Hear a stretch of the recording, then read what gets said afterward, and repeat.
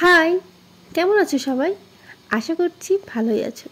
তো চলো আজ শেয়ার করি আমার 7 স্টেপ স্কিন কেয়ার। আমার স্কিনটা দেখো, একদম ন্যাচারাল, কোনো রকম মেকআপ আমি কিন্তু ইউজ করিনি।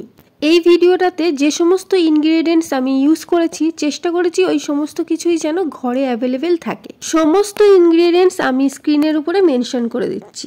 স্টেপ নাম্বার 1 হলো ক্লিনজার, যেটা তৈরি করার জন্য আমার প্রয়োজন মসুর ডাল, হানি আর অ্যালোভেরা জেল। এই ক্লিনজার ইউজ করার আগে আমাকে স্কিনটাকে একটু ভিজিয়ে নিতে হবে। মসুর ডাল ভালো করে স্কিনকে জেন্টলি এক্সফোলিয়েট করে, হানিতে আছে অ্যান্টিব্যাকটেরিয়াল প্রপার্টি যা সমস্ত ডার্টকে ব্রেক ডাউন করে, এবং অ্যালোভেরা জেল স্কিনকে কাম অ্যান্ড হাইড্রেট করতে সাহায্য করে। কি মনে হচ্ছে তো একদম সহজ?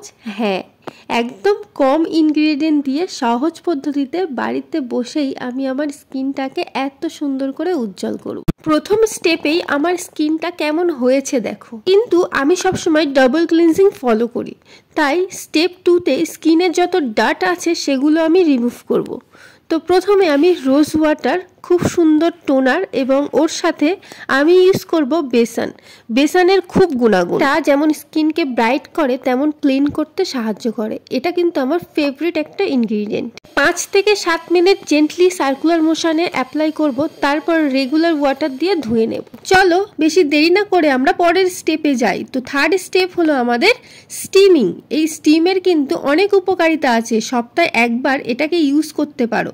এতে পোর্সগুলো কিন্তু ওপেন হয়। স্টিমিং এর ফলে অল্প সময়ের জন্য স্কিনের উপরে একটু রেডনেস হতে পারে, বাট ডোন্ট ওয়ারি, কিছুক্ষণের মধ্যেই ঠিক হয়ে যাবে। এই স্টিমিং এর পর আমি একটু ব্ল্যাক হেডস রিমুভ করব, তাই একটা রিমুভার দিয়ে আমি একটু রিমুভ করার চেষ্টা করছি।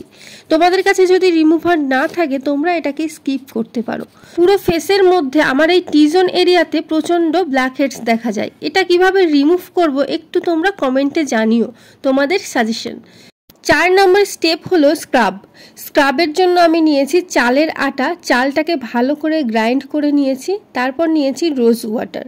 রোজ ওয়াটার তো একটা ভালো টোন। চালের আটা দিয়ে স্ক্রাব করলে ব্ল্যাক হেডস, হোয়াইট হেডস ভালো করে রিমুভ হয়ে যায়। চালের আটার কিন্তু আরো গুণাগুণ আছে। চালের আটা কিন্তু স্কিনকে ভালো করে ব্রাইটেনিং করে। সমস্ত পোর্সগুলোকে কিন্তু আমরা 3 ভাবে ওপেন করে ফেলেছি। এবার পোর্সগুলোকে আমরা ক্লোজ করব। পুরোপুরি তো ক্লোজ করতে পারবো না, কিন্তু এর অ্যাপিয়ারেন্স আমরা কম করতে পারবো। সেটা আমরা করব আইসিং এর মাধ্যমে। কথা বলতে বলতে আমরা কিন্তু 5th স্টেপ ক্রস করে ফেলছি। তো আইসিং হলো আমাদের 5th স্টেপ। এবার আমরা আসছি আমাদের নেক্সট স্টেপ, মানে 6 নম্বর স্টেপ হলো আমাদের মাস্ক। এই মাস্ক বানানোর জন্য আমাদের দরকার টক দই, যেটা ব্রাইটেনিং এবং সুদিং প্রপার্টির জন্য আমি নিয়েছি। হলুদ স্কিনকে ব্রাইটেন আপ করবে এবং হলুদে রয়েছে অ্যান্টি ইনফ্ল্যামেটরি প্রপার্টি। মুলতানি মিট্টি স্কিনের অয়েলিনেস দূর করতে সাহায্য করে। এই 3টে ইনগ্রেডিয়েন্ট দিয়ে আমি যে মাস্কটা বানাচ্ছি সেটাই ফেসের উপরে অ্যাপ্লাই করব, এবং 10 থেকে 15 মিনিট আমি এটাকে রেখে দেব। ফেসে অ্যাপ্লাই করার পর যেটুকু ফেস প্যাক বেঁচে যাবে সেইটুকু আমি আমার হাতের উপরে লাগিয়ে নেব। 2 হাতের মধ্যে লাগিয়ে এটাকে আমি আবার ড্রাই হতে রেখে দেব। কমপ্লিটলি ড্রাই হওয়ার পরই আমি এটাকে রিমুভ করব। তার কারণ হলো যে সমস্ত আনওয়ান্টেড হেয়ারগুলো আছে সেগুলো ন্যাচারাল ভাবেই রিমুভ হয়ে যাবে। তো এই দেখো, আস্তে আস্তে এইভাবে সার্কুলার মোশনে এই ফেস প্যাকটাকে তুলতে হবে। লাস্ট স্টেপ হলো আমাদের ময়শ্চারাইজার। তো আমি এখানে পন্ডসের ময়শ্চারাইজার ইউজ করছি। তোমরা তোমাদের পছন্দ মতো কোনো ময়শ্চারাইজার ইউজ করো। কিভাবে বাড়িতে ময়শ্চারাইজার বানানো যায় সেটা যদি কেউ জানতে চাও তাহলে অবশ্যই কমেন্টে জানিও। আমার চ্যানেলে নতুন হয়ে থাকলে চ্যানেলটিকে সাবস্ক্রাইব করতে একদম ভুলো না। দেখা হবে নেক্সট ভিডিওতে। টাটা।